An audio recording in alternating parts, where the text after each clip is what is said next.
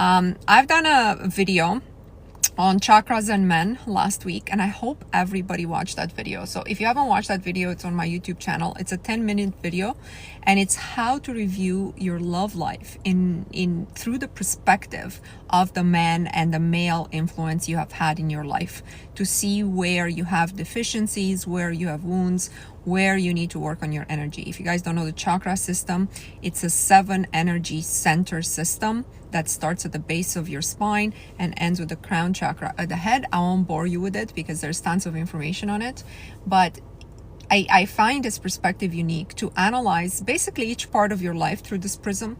But what the video was on men, and so I posted it on my group, on my Facebook group. And here's what my queens said. I'm just going to read a couple of them. So I said, ideally, you will not date any man who doesn't meet at least 3 of the 6 chakra, because the 7th one is reserved for the divine. But the 6 chakras below, your man who's in your life should ideally meet the requirements of all. And I'm explaining it. So if he doesn't meet at least 3 of them, he shouldn't be in your life. So one of my queens says, my current partner meets all of these, like the 6 chakras. My SP of years before barely met 2. I'll never stop talking about the relationship I got once I stopped manifesting an SP and let myself be open with whoever came. I could go on and on about it. And I really, really like this testimonial, right?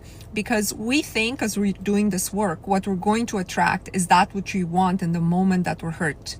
But in the moment that you're hurt because he left you, because you're chasing the wrong man, in the moment that you're hurt, you cannot attract that which would be good for your energy centers, that which would be good for the new you. So the irony is this: if you actually put in the work on seeing what's missing, what's deficient, the person that you become in this process will no longer want the person, the SP, the people from before.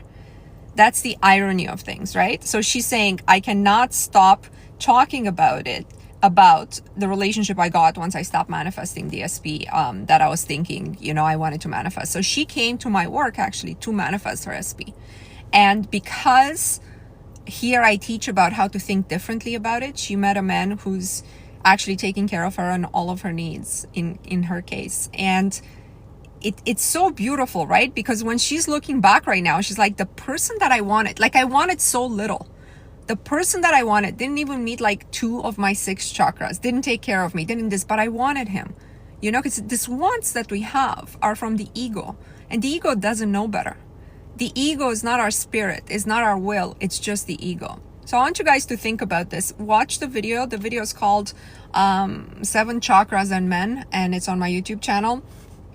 Somebody else said, I just did the work and noticed my root chakra has the least resonance with partners, having been forced to be a provider in many relationships or being put into a masculine energy into the relationship, but they still resonate in 2 to 3 other chakras. One of the reasons I have slowed down a lot on dating. Yeah, because if you notice that your men, your last 3, 4 men resonate in only 1, 2, 3 chakras, it's not enough.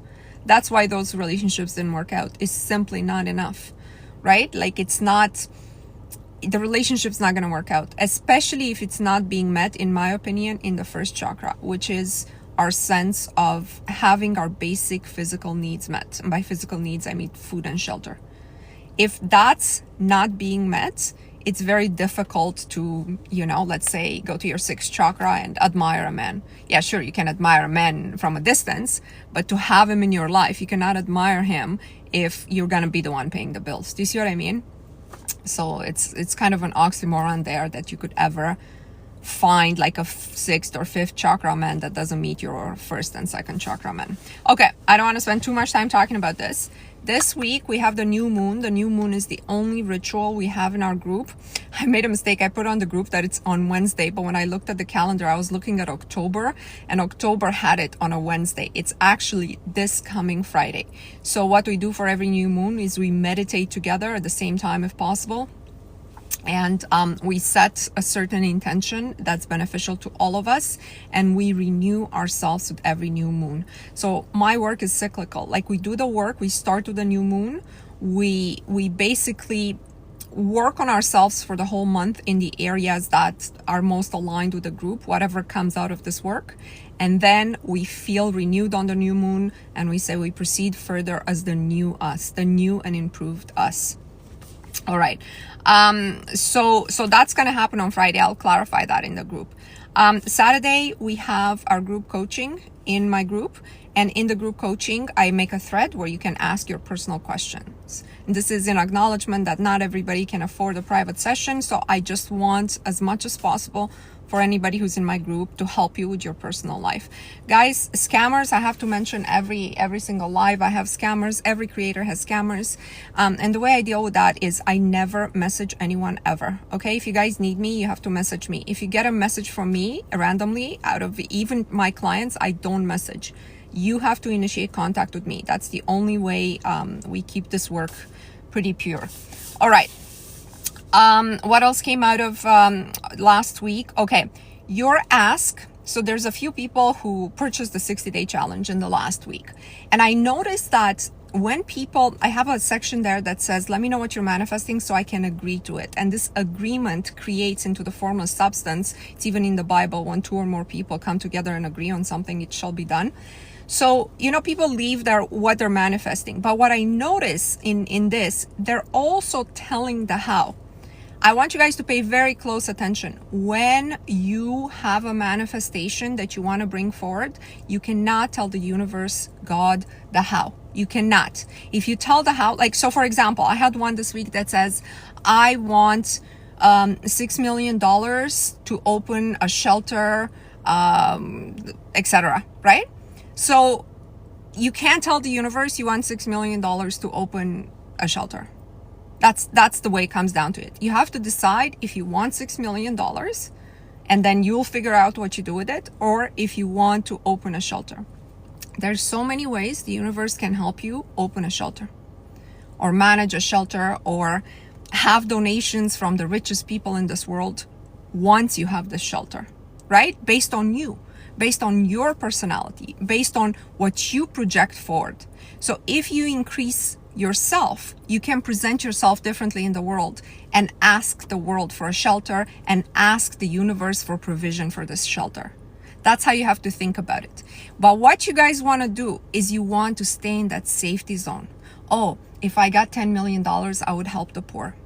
Oh, if I was given this, I would be doing this. If I had free time, if I didn't have to work 9 to 5, I would volunteer with, children with cancer or something like that. It doesn't work this way. I want you to get it through your head that every time you think that, it's just simply, it's not going to work. That's 3D thinking. It's based on ego. It doesn't have any basis in 5D. Actually, I was reading the story of Gandhi. Right? Gandhi, obviously, the India's reformer in the early first part of the 20th century. So Gandhi was actually, I didn't know how rich he was, initially, okay? He had a successful law practice or something, and he was making $20,000 a year US dollars in India in 1920. That would have been like $2 million, somebody making that now, North America or something. And this guy gave up everything. Every single thing to help. And he made a reform. Everybody knows who Gandhi is, right? Even if you don't know exactly who he is, you've heard the name. He's made a tremendous difference in the world. And he did it by giving everything away, right? And then starting the life from the perspective of, I'm at the bottom, because in order to help the people at the bottom, I have to be at the bottom with them. And I have to be one of them, right? I can't be over here. Hey, universe, give me $10 million so I can, throw some crumbs at this poor people over here, at poverty, etc. So I want you to think about that the people who succeeded in this world did not need money. Mother Teresa did not need money, right? She got a lot of donations, hefty donations, because she was Mother Teresa, because she was first Mother Teresa, right? And that's how it works. So if you have all these inclinations to help the world, don't ask first to be given money to help. It doesn't work that way at all. And it will actually drop your consciousness as well. It's perfectly okay to ask for money. Okay? And the proportion in which you'll get that money will have to do with obviously your inner concepts and everything that we discussed. So it is perfect. It's not wrong. It's not incorrect to ask for money. When you ask for money, check what resistance comes from inside. You know, one thing I hate is when all this manifestation coaches, they tell you $1 is the same as $1 million. Have you guys ever heard that? Anybody ever heard that? Oh, $1 is the same as $1 million. You know? And the reason I hate that is because while in essence it's true, because money is a man-made concept, the people who live in 3D world, okay, you know who can comprehend this? People who stay and meditate in the Himalayas and they don't have all of their needs are met, right? Because they need a slice of bread and the spiritual joy that they get from being in their spiritual dimension. People who live in the world cannot make $1 equate $1 million in their head. They can't. We know, like, our concept in our mind is so defined of what $1 million is and what a $1 is, that it's just, I don't want to say it's impossible to convince yourself, but think about it, swimming in mud. It's like swimming in mud, okay? Because everything around you, everything you see is telling you what $1 is and what $1 million is, because everything has a price, right? You know the price of this phone, you know the price of this car. Guys, please don't call me. I don't take calls during my live. I'm going to decline this. So you know all this, right? And because you know all this, your brain can't all of a sudden accept, yeah, but $1 is the same as $1 million. No, with $1 million, you're going to buy a nice house. With $1, you're going to buy, you know, half a cup of coffee. I don't know. This is like $2.47 at Starbucks. And I only use Starbucks because there's nothing else around me. So I don't want, this doesn't work. I don't know. It's somebody, Maddie says, is the resistance is so much stronger to manifest 1 mil. Yeah, because your brain ascribes value to 1 mil and it compares that value to the value you give yourself.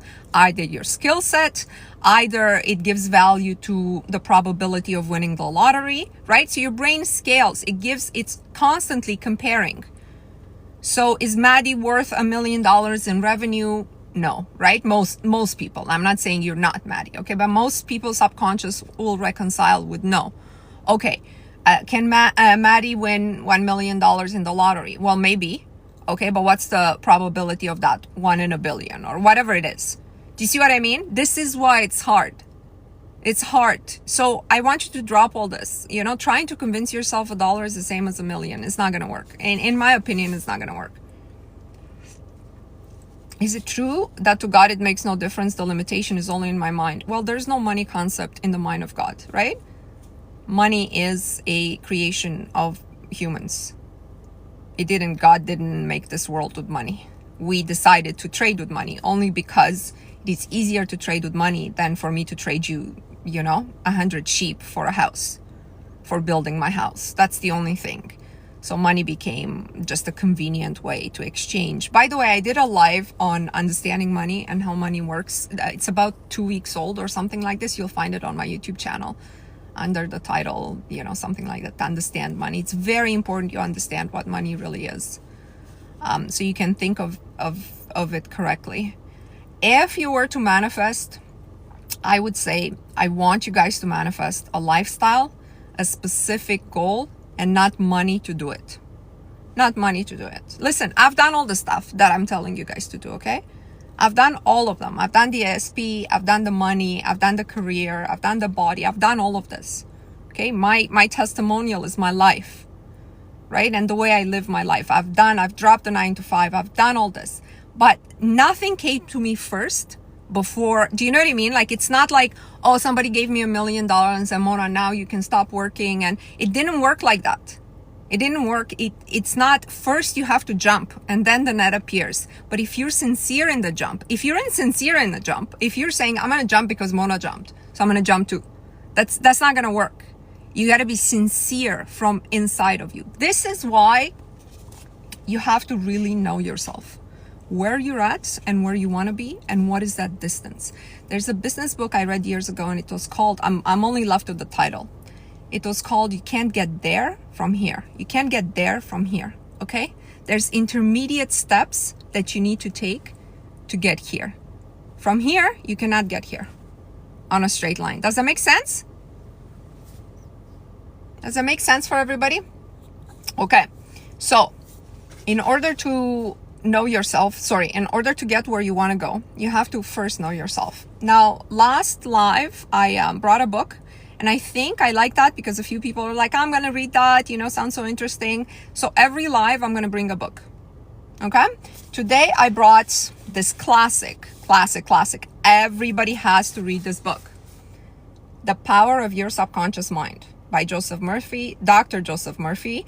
He lived, again, in the earlier part, I think he was born 1890, something like that. But he lived until like 1980s. He lived a very long life. Okay, he lived until like 90 or 80 something years old. He had a beautiful life. He attracted some amazing things. At some point, he just stopped talking about even what he was attracting, because he would lock himself in a room and just train his subconscious mind. And he found such a great way to do it that he wasn't even, like, there's stories from his inner circle that he then just didn't talk about because there's no more point. He could get whatever he wanted. He didn't need to write books anymore. He didn't need to do any of these things. And I think, when you think of things exactly and they come to pass and stuff, you realize that you kind of get scared of talking about it and being like, oh my God. I think the work took him further than he even thought it would take him when he wrote this book. This book is written in 1963.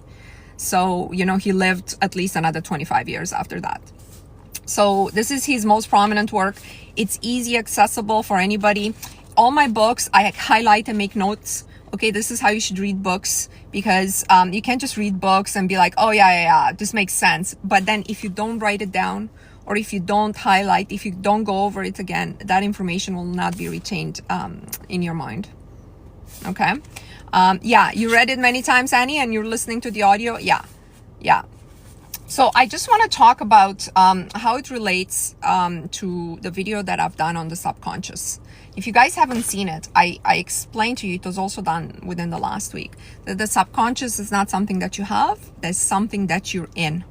Okay, so you are within the mind of the universe. Your own subconscious is a tethering to this mind of the universe. And I said, compare it to being in an ocean. Okay, so we're all in this soup together. This is what every single, what's the book? Every single person that tells you everything already exists, you already have access to it, and it's already yours. This is what they mean. Maybe they don't even know what they mean when they tell you this. But what they mean is that it's all here. We're in the same ocean. In that ocean, everything that you can possibly want already exists. And the moment you give the instruction and you focus your attention on it, right? So these are prerequisites. If you just give the instruction and then you don't focus your attention on it, or you focus your attention on the opposite, it's not going to work. But the moment you give the instruction and focus your attention on it, it's beginning to float towards you in the ocean. Okay? Now, how far it comes to you, it depends what else you're putting out in this process, right? You might be like, this isn't working. Yeah, money is good, but no, money is bad. All this like opposite thoughts that you have in your head all the time. And if you observe yourself, you will find 100 of these thoughts an hour, maybe. And so what happens is this object that you want floats towards you, floats away, floats towards you, floats away. That's what happens, right? So it's true. It's yours, but it's not enough to be like, oh yeah, that house is mine. And then afterwards you go and be like, oh yeah, it's impossible for young people to buy homes. The down payment today needs to be 300,000. How long will it take you to save 300,000? So when you entertain all these thoughts of the world, the house that you want is just floating away, even if initially it was floating towards you.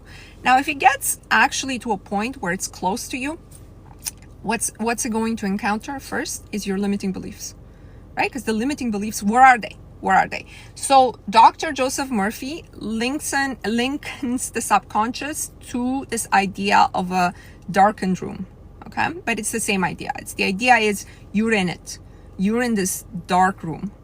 And in this room, which I describe as you're in this ocean, in this room, you don't really know what's in there, right? Because it's dark. But whatever it is in there is being brought into your life. So you are not actually this body, this reality, whatever happens to you, the people in your life, but you are the astral you, the energetic you that we talked about. So let me do my little diagram. I love diagrams. If you guys don't know me, I have a lot of diagrams in my videos. Okay, so body 3D. This is the body and the 3D. This isn't you.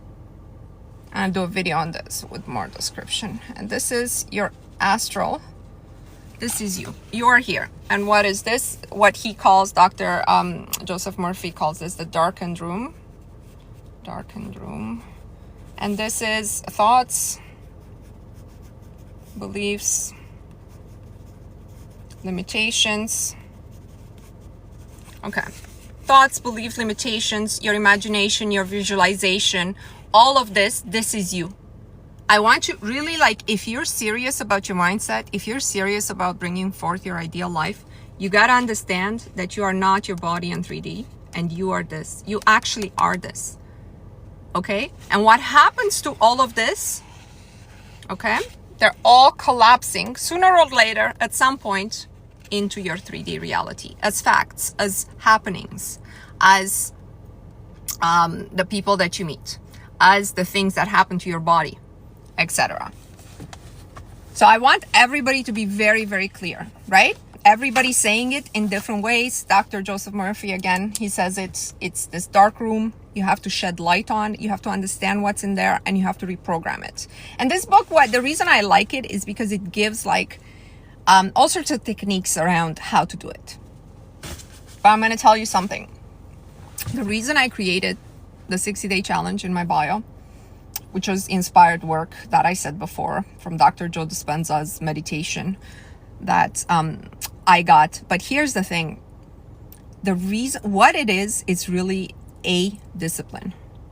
A discipline towards shedding light and imprinting new beliefs into the subconscious mind. Now, I want to tell you guys that accessing the formless substance of the universe, of the neutral universe in which we are, the universe is not God, by the way. God is above the universe. It's the creator of the universe. But the way to access it, there's more than one way. And the way that we're used to in the West for hundreds of years, thousands of years, was, anybody knows how people accessed the formless before? Before the last 150 years before.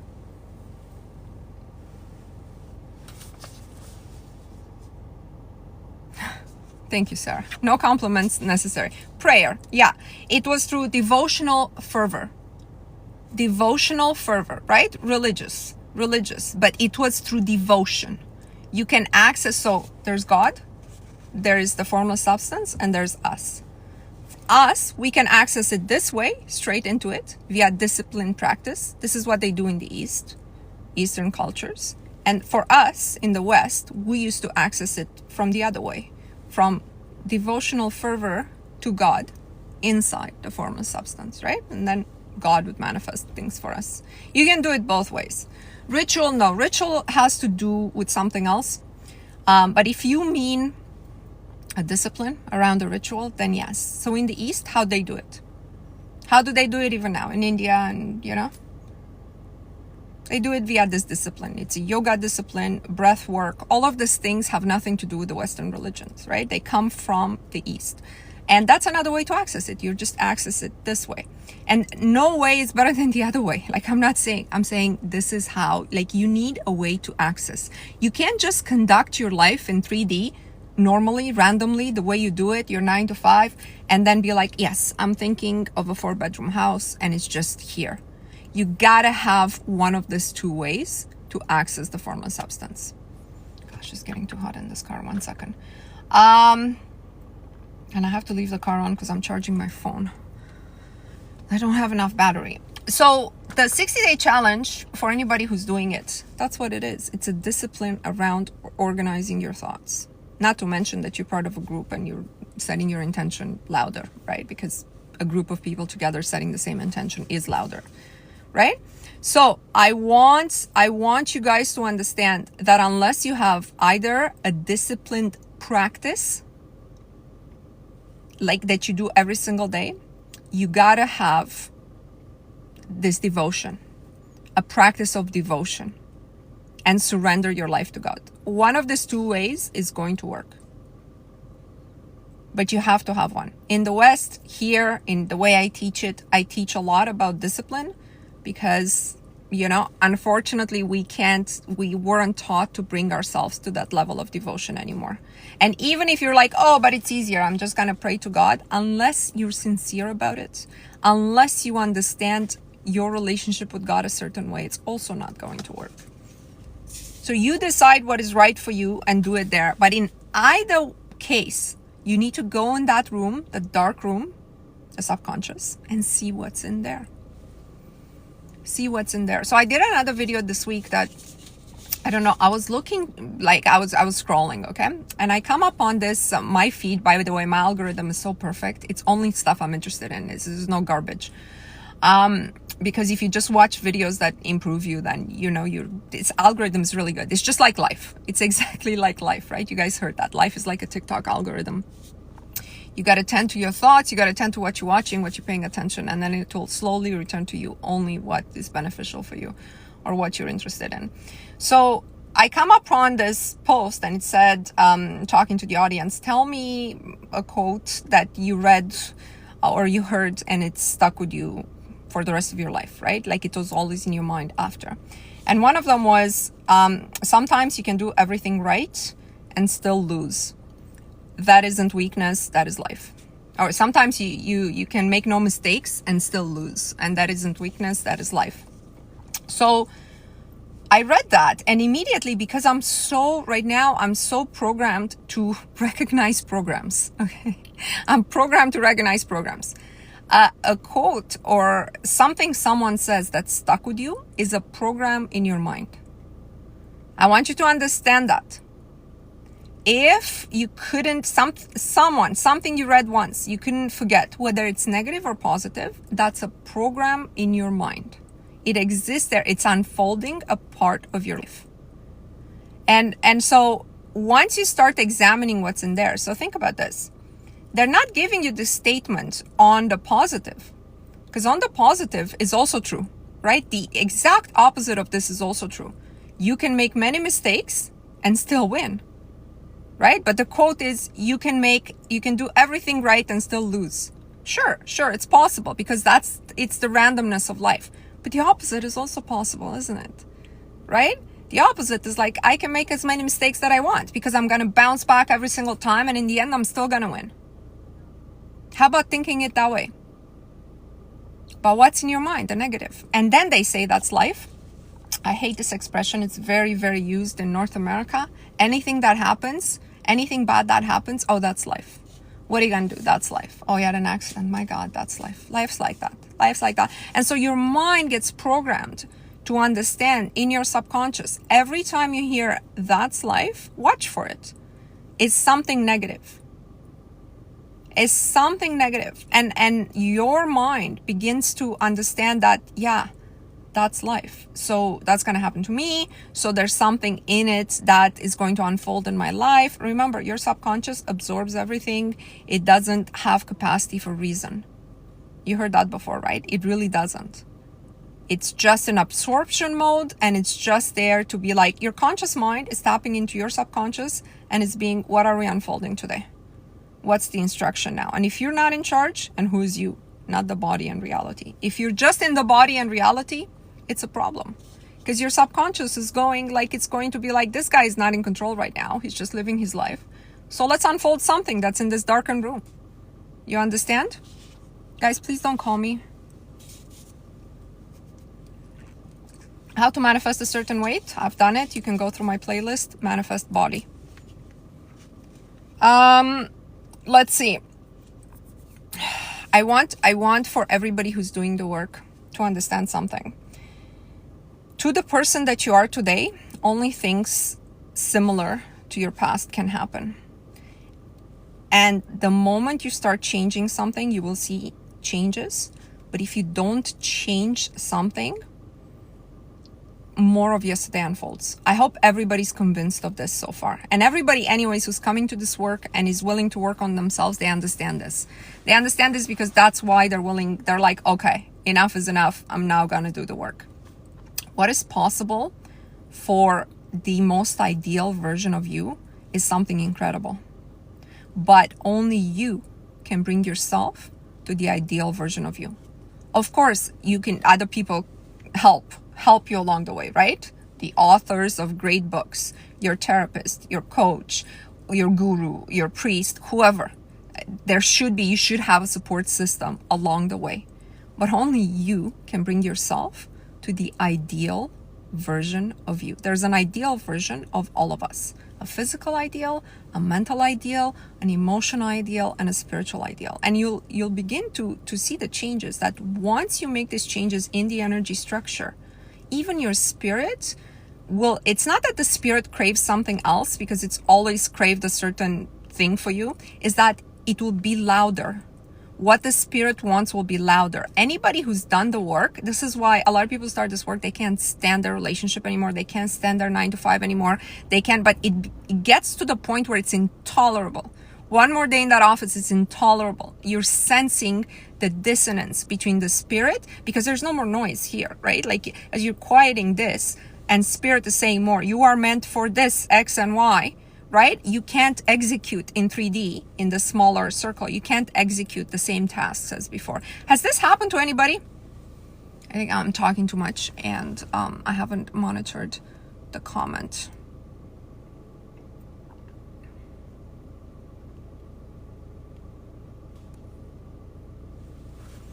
Okay, I want to know if this happened to anybody. I'm sure it did. Where you hear more and more the impulse of the spirit. Somebody, meanwhile, is asking me, somebody from my group, how should we use the vision board? Look at it every day during the challenge. Yeah, so after you fill out My Life in Words in the first tab, you go to My Life in Images. First of all, check every single day, does this still align with what I want? I found that I always add and subtract images from it. Many things from my vision board already came to pass. You guys know I got the same exact ring I put there as I was single. I got it when, I got engaged. Many things came to pass exactly like that. But I also found that when I look back, especially when I complete a challenge, many things are like, actually, I don't really want this. Like, why is this image here? This should also happen to you because you should grow, right? The person that you were when you started shouldn't be the same person that you are when you finished. Even if that change is very small, it doesn't matter. You will see a difference. Whatever happens to us, it doesn't happen overnight. The changes that happen in our energy field don't happen overnight. Sorry, I wish I could tell you they do, but they don't. What happens is if you change something about yourself forcefully and overnight, like your self-esteem was really low, all of a sudden you decide it's high. That high can really last for a very short amount of time because it's not a true inner change. It's just, you just made a decision, this is who I am. The energy required to sustain that decision will be immense every single day because it's not real. You haven't done the work. It's like a stolen confidence. This, I'm sure I can get testimonials for this too. This happened to people for sure. The high that you get, you feel you're invincible, it lasts for 2-3 days. Do you guys know what I'm talking about? Let me see.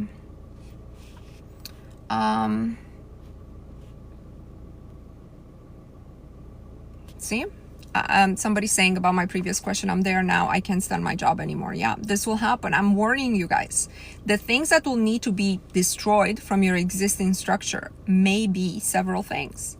Maybe your relationship, maybe your work, maybe, people would love to keep everything the same and just add $10 million on top. It's not how it works. Once you change, and again, make sure you feel good about the changes. If you feel good about the changes and 3D begins to suck, it was probably sucking before, but you were so different and so caught up in it that it was tolerable to you. But once you become more and more aligned with your spirit, it will become intolerable. How do you not manifest negative things when you feel this way about your job, relationship? Okay, so like I told you, it's not, when I'm making these changes, and I'm seeing that my job is beginning to suck, or it's not aligned with me. This actually happened to me when I started to listen to Abraham Hicks in 2015 or 2014. I became more and more dissonant with my corporate career, okay? And there's a story behind it and everything. But the bottom line is, what are negative things? When you're saying how not to manifest negative things, well, they packaged me out, and that was the best thing that could have happened to me. I got the money necessary to start a 3D business out of that job. But at that time, somebody could have said, oh my God, you started to hate your job and they fired you. Yeah. You don't know what is negative. You don't know if somebody saying, okay, this relationship is over, is negative and positive, or positive. It might be, in the grand scheme of things, positive. That's the mistake we make. We make the mistake that we know exactly what's good for us. And that comes from the ego. That doesn't come from the spirit. The spirit has, and it has the ways. Not only it has the right purpose for you, it also has the ways to unfold it if you let it. But like you say, how do you manifest negative things when you start feeling bad about your job? You can't. And then they might not be negative. It's the fear that you need to quench. It's the fear. The fear. You got to jump, and then the net appears. You got to be okay with anything that happens. That's when you know you've grown. Otherwise, no one's forcing you to do any of this stuff. If you don't want to change anything in your life, do not start this work. If you're absolutely okay with the daily routine, with the 9 to 5, the kids' soccer, your husband, whatever it is, don't change anything. Because the moment you start working on yourself, a lot of these things may feel inauthentic. Let's see. Somebody says it was almost physically painful. Yeah, to be in those scenarios. Yeah. And you know what? I know exactly what you mean.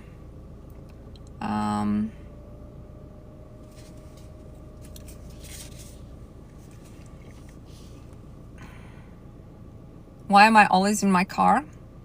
I'm not always in my car. Actually, my group coaching is done from my home. I have many videos from my home. I feel like I'm living in two worlds, a 3D version and an inner world that I can't put into words. Which one's better? I know what you mean. So when you make this, again, it's all about how you're working on yourself. And this person, Annie, she's been working on herself quite a bit. There will be that moment when you realize the 3D that's around you, it's not really who you are. And so things will begin to unfold slowly. But Annie, it depends on the resistance with which you're keeping it together, right? Because you can exercise enough energy out of yourself to keep your life together, your 3D life together with glue, like with glue, right? With your energetic glue. But it's really like tape. It's not a strong glue. And the more you don't let things change, the less energy you have to create, right? Because more and more energy is needed to be used to hold the structures together that are not resonating with you anymore.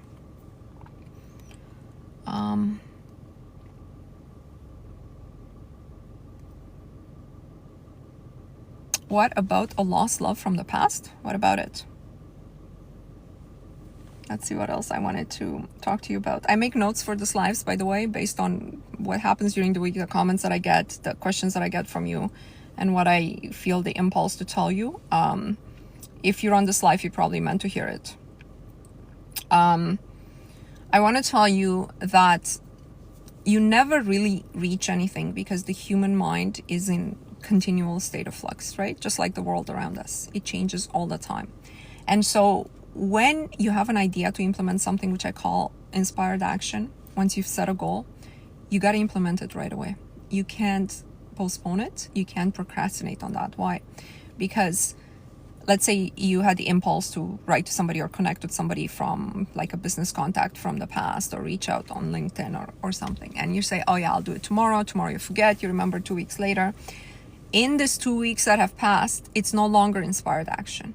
Life has already changed, right? Just like your human mind is in this flux of changing thoughts, the world is in flux. And the opportunity that was presented to you today, the impulse that was presented to you today, is for today. It's not for tomorrow. It's not for 2 weeks from now. If you haven't done something, it's better that you ask for a new inspired action. Do you understand what I mean? Than to execute on an old one. That person that was available that day, and maybe they were thinking of you too, or they would have been in a mood to reply positively to you, 2 weeks from now, maybe in a totally different flux of their own lives. Something may have happened in their lives, and they may respond negatively to you. And you're saying, but I thought this was inspired action. Yeah, but you didn't execute it right away. It was inspired action for the day that you got the idea. I want you guys to be very clear on this. Let's see. Maddie says, physically sick of 3D circumstances right before they change, job, marriage, glow up all. Yeah. Is there an energetic shift on earth recently? There's definitely something going on. And I tell you something, guys, salvation is always individual. You can't save anyone else. You can't, every religion tells you this, right? That's why in Christian religion, they tell you that God will wipe away all your tears and make you forget your life on 3D. Because, of course, because salvation is individual. Because otherwise you would look back and see, you know, your husband still suffering, your children still suffering. So you can't be happy, right? You can't be happy in your ascension. So salvation being always individual means we have to do everything possible to become better people today in our lives. The mindset has to be, I want to grow every single day, and every single day I have to get better. Not only I want to get better, I have to get better, because that is my contribution for this world. My contribution, the way I can contribute to this world, is I have to get better. And as I get better, automatically I'm going to be a better mom, I'm going to be a better wife, I'm going to be better for my audience, I'm going to be better in my business, I'm just going to be better. But that's only if I'm actually thinking that I need to evolve. If I'm thinking for my audience, I'm going to be better in my business, I'm just going to be better. But that's only if I'm actually thinking that I need to evolve. If I'm thinking for my audience, I'm going to be better in my business, I'm just going to be better. But that's only if I'm actually thinking that I need to evolve. If I'm thinking, hey guys, you're totally normal that relationships get more indifferent, colder. People are like, oh yeah, I'm married like 10 years now. So, you know, no, your relationship should get better. You should get better. Yeah, okay, you're going to get more wrinkles, but that should be about it. You should actually be in pretty good state of health into your 80s. I know people who are. I knew somebody who was on the ski, like on the top of the highest hill. He was like a business contact of mine when I was on the bunny hill, okay? In my 20s, I was on the bunny hill. And I see him and I'm like, that can't be him. It was him. You're 78 years old. Okay, that's how you're supposed to be. There's no reason that can't be you. But the world is not telling you that. So when you're saying the earth, I don't like that way of thinking, because whatever's happening to the earth's energy, you can't really control. And if you're saying, oh, the earth energy is going negative, then you kind of find an excuse for yourself not to do better. Because you're just like, I'm just caught up in this negative energy of the world, so I can't do anything. Right? Or if the earth's energy is changing into positive, you're like, I don't have to do too much. You know, it's going to lift me up automatically. No, you have to work on yourself every day. Mona, does your husband share your beliefs about this work? If you don't mind me sharing. My husband is in finance. He's in a leadership position in finance, and he's just a man of the world. I'm sure he has he believes in God and stuff. He doesn't listen to any of this content. Like, he knows my content, but he doesn't, it's not the way we are. But my husband is a man who is all about self-improvement all the time. He reads a lot. He's always looking for the next step in his career. He works out every single day, like Monday to Friday. He wakes up at 5 o'clock every single day, goes to the gym, comes back, take a shower, puts his suit on, is out the door by 7:30, is at his desk like 8:15 downtown, every single day, Monday to Friday, doesn't matter what season. So his discipline is in a different way, right? He doesn't meditate though, and I don't really understand what you say when, so I think like we're a really good combination for one another. But I could not be with a man who doesn't have a discipline. My discipline is very mental. Also, his discipline is also mental. It's just implemented differently in 3D. How important is it to be equally awakened to the partner? Well, I'm saying, I don't know if equally awakened with a partner. You gotta know what matches you. I couldn't have a man at home right now meditating and writing in his journal. That wouldn't be attractive to me. Yeah. You gotta know who you are and what matches you, right? I need like a doer who's very disciplined, who's very clean, who has his life together, has a clear head. My husband also, we only have a drink like Fridays and Saturdays. He never drinks during the week. Discipline. It's like an immense amount of discipline to keep this life together, you know? To keep your mind together. Because you can be mindless, watch TV for 12 hours a day if you let yourself. Does that make sense? Masculine and feminine balance, yeah. Yeah. Respect and discipline to me are the two most important qualities in a relationship. Yeah. Also, you got to look at your partner. Do they respect themselves? Do they respect their bodies?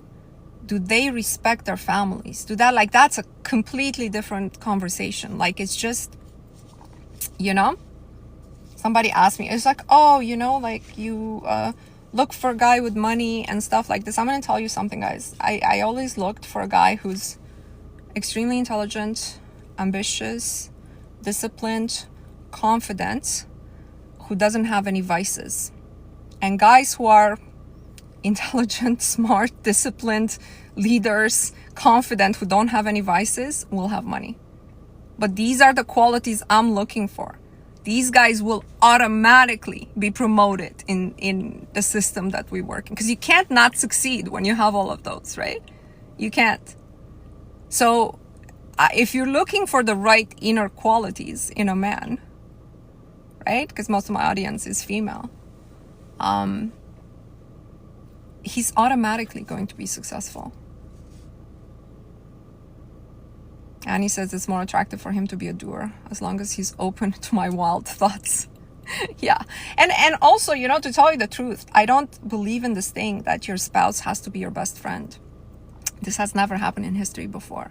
I think what our expectations of the spouse is that he's the best lover, the provider, our best friend, our therapist, the best father. Guys, it's just not, it's not going to happen. Okay? Like, I have a very strong relationship with my best friend. You know, like her and I are into the same thing. I have strong relationship with other people in my life. It sort of like takes a village for your life. Do not put your whole emotional state on your partner, right? Think about it. You really can't do that. You can't expect that of your partner. So, you know, sometimes my wild thoughts are not necessarily shared with him, right? I don't want to hear about every problem he has at work. Like, I'm not, do you know what I mean? Like, I actually prefer if, like, we sometimes talk about his work, but I prefer if, you know, like when he comes home, he sort of forgets about it. He's sort of like, okay, it's time for us. I did the best for this life to work around here, for you to have to come, you know, I've done my work, my business, my job. And when we get together in the evening, he gets home around 6:37. It's time to relax. It's time to leave the world behind, right? So it's not time to be like, let's rehash, you know? I think that's what works. And you need a lot of discipline of the mind to make that happen. And Vanny says each person in our life fills us up. We can't put so much expectation on our partner. Yeah. Yeah. So you got to decide, see how much it comes to that darkened room that we talk about in the beginning of the life from the book of Dr. Joseph Murphy. What's in there? What are your, because you could have limiting beliefs in regards to who your partner should be. Like, oh my God, he won't make the time to listen to me. Dude, call your mom. Call your best friend. Yeah, he doesn't have the patience. He doesn't have the patience. He has a 100-person team. I can't call him on the office and be like, you won't believe this rude woman who just cut me off on the road. No, I wouldn't do that to him. It's ridiculous expectation that he would be there for me for something like that. Or some mundane thing like that. That's not what he's for. That's not what your partner is for.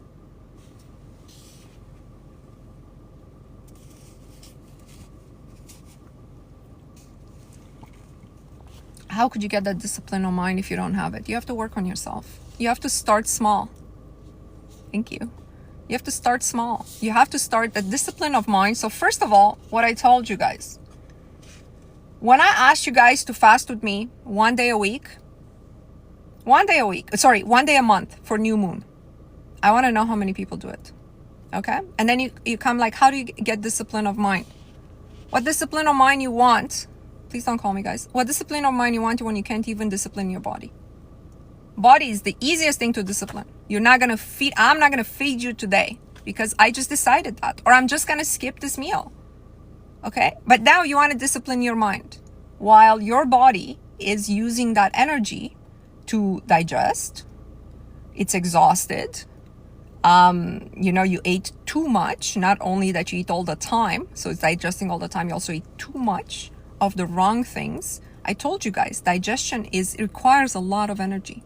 If you're constantly digesting, there's no extra energy. Our energy is limited. The energy of the universe is unlimited. Our processing of energy is limited.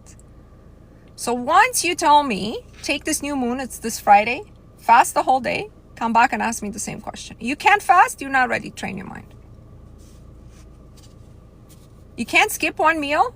Most people can't skip one meal, I tell you. In some other parts of the world, they have to. In North America, they can't. If you ask them, go without dinner, go, I'm hungry. I don't know if I can do it. Can I just meditate instead with my stomach full of chips? It's not the same thing.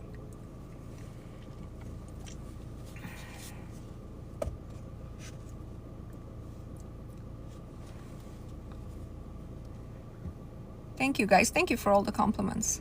Camilla fasts every Monday. Good for you. Did my clock turn off for summer saving? I don't think so. Why? What time is it? It's 12:54.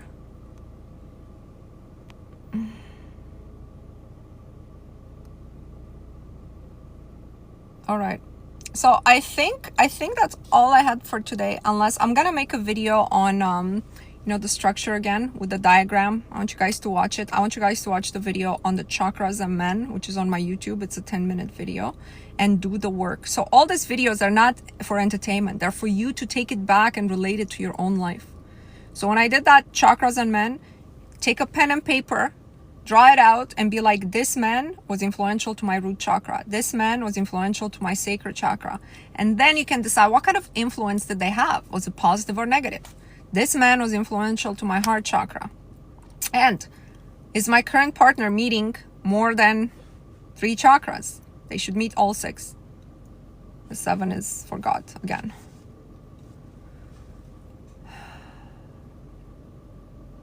You love the chakra video? Thank you. Did you do the work, Annie? In terms of putting each of the men that match there? You want me to do it chakras and women? I can't do that. It has to be done from a man's perspective. Ask a man to do it.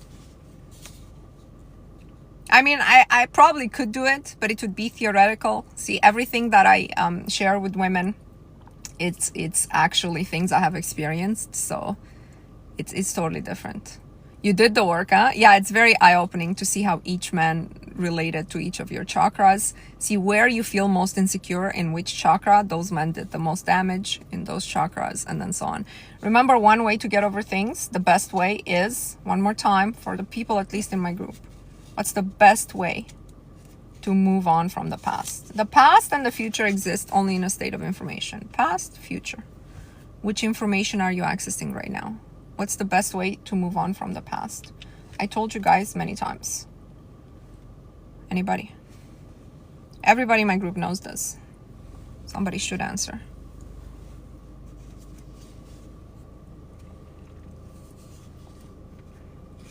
To prove new input, be in the present. None of that. Well, sure, you should do those things too, but to move on from the past. How do we move on from things that hurt us? The best way. Practice what? And I read one more comment. Forgive, yeah. Forgiveness is the hardest thing. It's the hardest thing is to forgive the people that hurt us. Now, reframing is a way to forgive, Annie, right? If you no longer look at that guy as having hurt you, and it was just something else that happened that you misunderstood and stuff. It's just a way to forgive him, really. Like, forgive the whole experience. I'm going to read something that somebody put on, remember the level 5 video that went viral? Okay, it was like manifesting physical objects out of thin air. And somebody put a comment on it saying, I've seen level 5 in action. It's crazy. In Africa, we think it's cheating the universe. Okay, that's the comment. So he's seen it in person, and then in Africa, they have this tradition that it's cheating the universe. It's not, here's the thing. The way you look at things will determine your feelings about something that happens, and your feelings about something that happens will determine whether or not you get more of it. So if your thinking is cheating the universe, working with demons, working like you're not allowed to do this, don't do it. Why? It's only going to induce guilt, shame, and fear in you. Don't do it unless you feel you have the right to do it. The way I look at it, whatever I'm able to do, if I'm able to walk, if I'm able to speak, those are things I'm exercising in the world.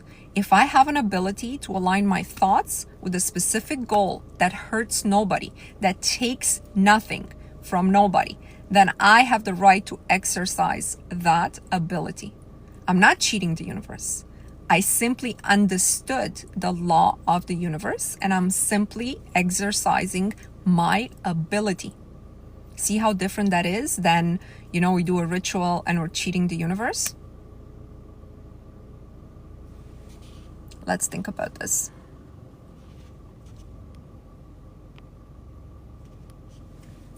Let's think about this. Hold on a second. I have to do something here. All right, where are we? It reminds me about the scripture about eating the burnt meat of the sacrifice. It's okay if you feel it's okay. Exactly.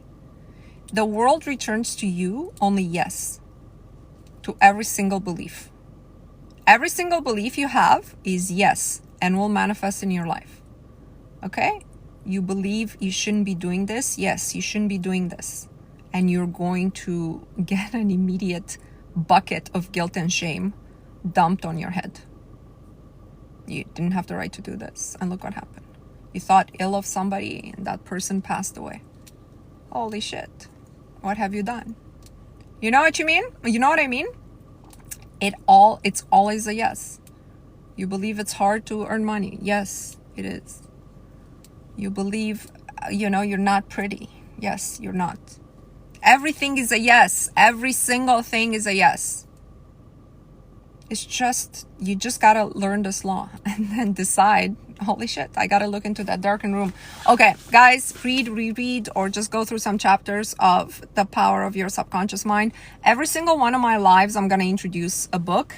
Last week was Autobiography of a Yogi, but that's more like a pleasure read about the man who introduced yoga to North America in the 1920s.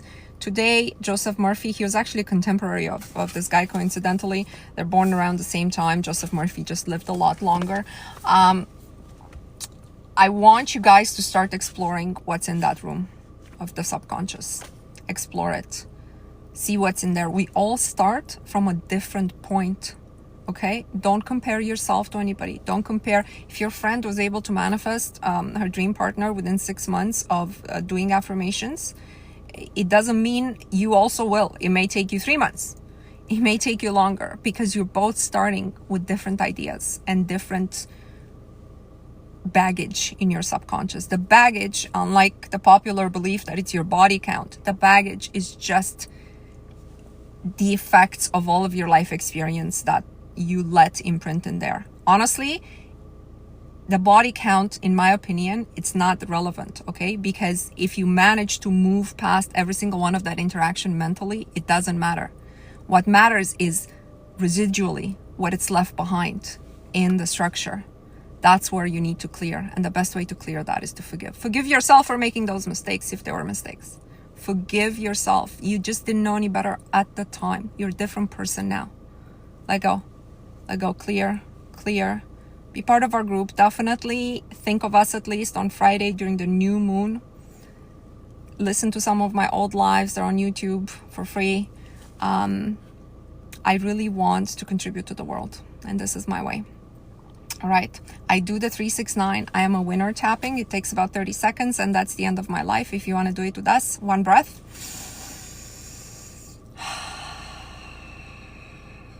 I am a winner. I am a winner. I am a winner. I am a winner. I am a winner. I am a winner. I am a winner. I am a winner. I am a winner. I am a winner. I am a winner. I am a winner. I am a winner. I am a winner. I am a winner. I am a winner. I am a winner. I am a winner.